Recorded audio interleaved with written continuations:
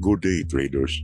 Let's trade pocket option with this profitable trading strategy with only Demarker indicator and the two moving average. In this strategy, we only trade OTC for 15 seconds.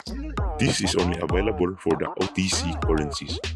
Whenever our demarker line reaches the 70 resistance level, our two moving average will tend to cross the yellow line below the blue line. Then, there's a high chance that the trend will soon go higher. This is the best chance to trade and go for a buy.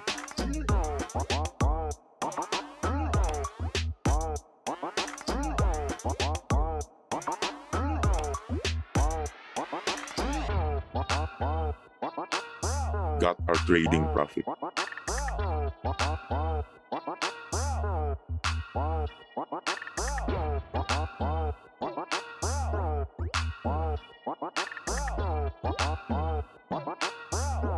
Got our second signal here.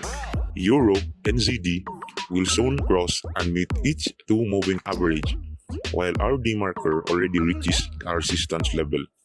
It is the best spot to go for higher.